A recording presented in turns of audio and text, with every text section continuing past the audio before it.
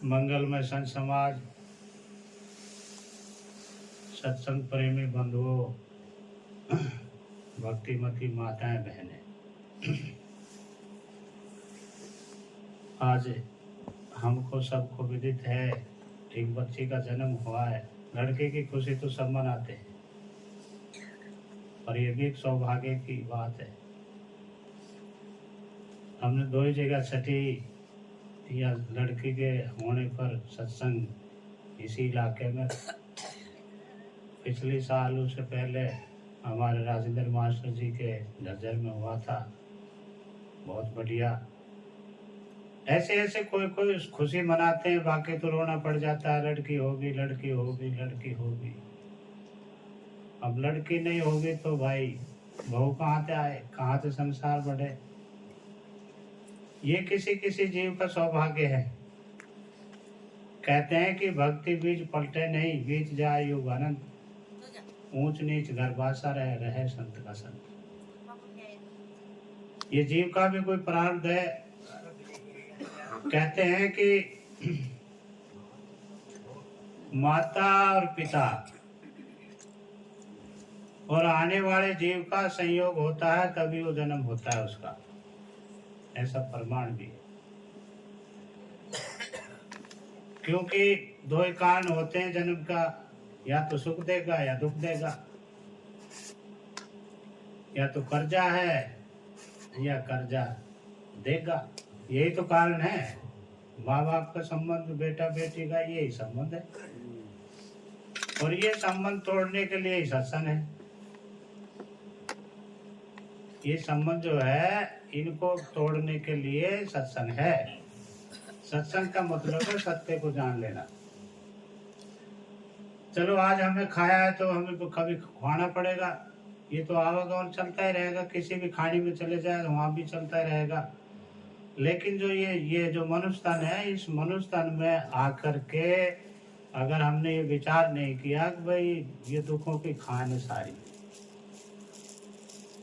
ये सारे अभी ज्ञान साहब ने भी और महात्माओं ने भी, सबने ही, जितने भी सत्संगी भजन जो भी ये अभी हमारे क्या नाम है सुबह सिंह जी आत्मा पढ़ रहे थे। आत्मा का नाम तो लिए जाता है सबका, कैसे भी लगा लो। आत्म संबंधित अध्यात्म ज्ञान, आत्मा का ज्ञान, या कुछ कोई भी, सब कोई भी ले लो, पर जीव का बहुत कम आते हैं, लेकिन आत्मा का ज्यादा आता है। ये प्रमाण भी है, जगह जगह शास्त्रों में भी है, बीजक में भी है, पूर्ण साहब ने भी कहा है, और भी अपने राम राय साहब ने भी कही है, कई जगह आत्मा की कही है। पर जो आत्मा है उसको हम समझें। एक तो वो है जो शास्त्रकारों ने, आत्मवादियों ने ये कहा कि भाई एक ही आत्मा है, एक ही ब्रह्म है, एक ही ईश्वर है, उस माँ से ये फूट के जगत पैदा हुआ है। तो ये गलत है। जो फूट के जगत पैदा हुआ फिर उसी में समा जाता। जो फूट के जगत पैदा हुआ तो ये वो तो अखंड तो न रहा है ना, खंड हो गया।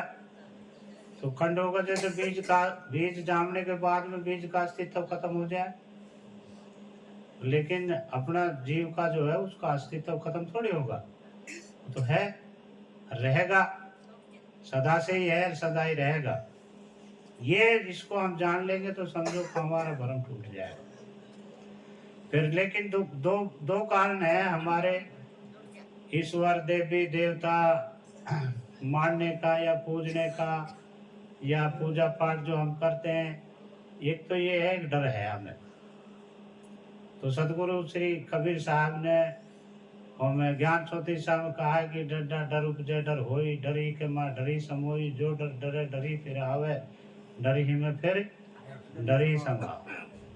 एक तो डर से पूजा, भाई हमारे कहीं कहीं गड़बड़ ना हो जाए, किसी कारण से हमारे कोई बच्चों में कोई हानि ना हो जाए, कोई धन में हानि ना हो जाए, किस पर। एक तो ये डर है। दूसरा है लालच। दूसरा है लालच। हमने मतलब थोड़े में ही हम जोत बाल लें, थोड़ी देर आरती कर लें तो हमारे भगवान जो है खुश हो जाए, या देवता खुश हो जाए तो हम पे मेहर बरसा दे। तो ये तो ऐसा कुछ नहीं है। अभी भी जो हमें एक शब्द में भी कहा है कि प्रारब्ध के भोग हर हरगिज भोगने होंगे, जड़ा दे वासना प्यारे जगत में बीज बोने की। प्रारब्ध का भोग है, अगर हम इस पर ठहर जाएंगे तो हमें किसी प्रकार का कोई भय नहीं है, नहीं रहेगा। क्योंकि भोग तो आएंगे, चाहे देवता मनाओ, चाहे देवी मनाओ, चाहे कुछ ही मनाओ। अब ये बहका रखे हैं कि हम किसी पंडित के पास में जाते हैं, वो पतरा देखते हैं, पतरा दिखा के वही थोड़ा सा वो कहीं तेल में छाया दिखा देते हैं, अब तेल में तो राहु है, केतु है, ये है, वो है, ऐसा ऐसा गिरे। क्योंकि वो जाल अगर झूठ ना बोले, बहकाए नहीं, तो ठगाई कैसे हो। तो ये संसार ठगों की नगरी है। एक नगर में 5-7 ठग आए, और ठग आए तो बोले कि भाई हम कुछ खेल तमाशा करना चाहते हैं यहाँ। जो बोले भाई हमारे जैसे थानेदार साहब है, वो कोई मुखिया था गांव का, तो उससे भाई वो अनुमति दे देगा तो यहाँ हो जाएगा, तो वहीं की चले यहाँ। तो भाई तो भाई उसके पास में गया, उसके पास में गया तो बोले भाई ऐसे बात है, 5-7 है, ये कुछ अपना खेल तमाशा दिखाए, आपकी अनुमति हो जाए तो हम खेल दिखाऊं। तो रात का समय रख दिया, शाम ने सभी काम धाम से निमट करके और निसड़का होकर पूरा गांव, मतलब पूरा गांव आना चाहिए, ये शर्त रख दी। पूरा गांव, एक भी बच्चा भी नहीं रहना चाहिए घर में, सारा गांव, जब ये हमारा खेल का जो है वो बढ़ेगा। तो नहीं, हम समाप्त कर दें, कोई बात करनी। हाँ, तो अब उनने खेल रोक दिया। कोई ऐसे कला दिखाओ, कोई ऐसी कला दिखाओ। 5-7 थे, 2-3 वहाँ उसमें खेल दिखाने लगा, 5-4 बढ़ेगा गांव में। अब जाके कुछ मिले हो इन्हें बांध ले, जिसके कुछ मिले हो इन्हें बांध ले, जिसके कुछ मिले, सारा गांव छोटा कर दिया। अब एक बुढ़िया लौट रही थी, उसका बस की नहीं था। अब बुढ़िया लौट रही थी, अब जैसे वो बुढ़िया का घर में बड़ा जो पुता चोर चोर चोर चोर करके, और फिर बोले रे बुढ़िया तो पकड़वा मरवा, कैसे बढ़ा। कोई अच्छा मुझे ज्ञान साहब मिला उसने कहा अटकल में बताओ। अटकल में बताऊं क्या कि ये काम करो, बूढ़ी सोचा खाट बांध ले, और बांध के अब सामान तो लूट लिया और चलो।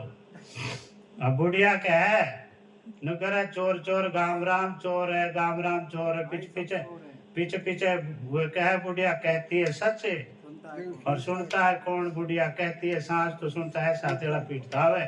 और वो क्या बुढ़िया कह रहा है चोर है न पुत्र, सारा गांव जाग लियो न।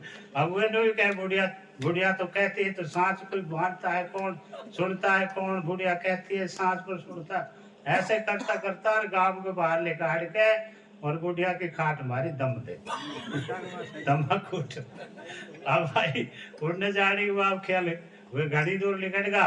अब उनने खेल झाड़ झूड़ कर अपना चलता पड़ा। तो कहने का मतलब ये ठग नगरी है, इन ठगों से बचना चाहिए। बुढ़िया का मतलब है हमारे विवेक तो कहे सच्ची, पर मन जो हमारे जो लोभ है, लालच है, ये हमको नहीं मानने देते। इसको हमें मनाना पड़ेगा। कैसे मनाना पड़ेगा? सत्संग के द्वारा। अब ज्ञान साहब जैसे कि पास में जाओ, ज्ञान सुनो, बढ़िया बात बताए, अच्छी बात बताए और अपना जीवन को सफल बनाए। बस इन्हीं बाणी के साथ, क्योंकि आरती हो रही है ना, टाइम ज्यादा। बोलिए श्री सद्गुरुदेव की जय। वंदनीय गुरुदेव तुमको वंदनीय गुरुदेव, लाल के पंदे वारी रे, तुमको वंदनीय गुरुदेव।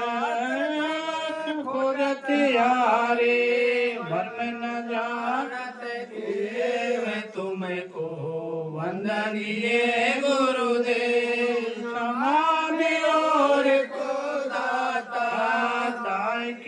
करियो सेव तुमको वंदनीय गुरुदेव। कबीर अब पद दाता पूर्ण परख समेत तुमको वंदनीय गुरुदेव। गुरुदेव तुमको वंदनीय गुरुदेव। साहेब बंदगी साहेब बोलिए श्री सतगुरुदेव की जय समाज की जय।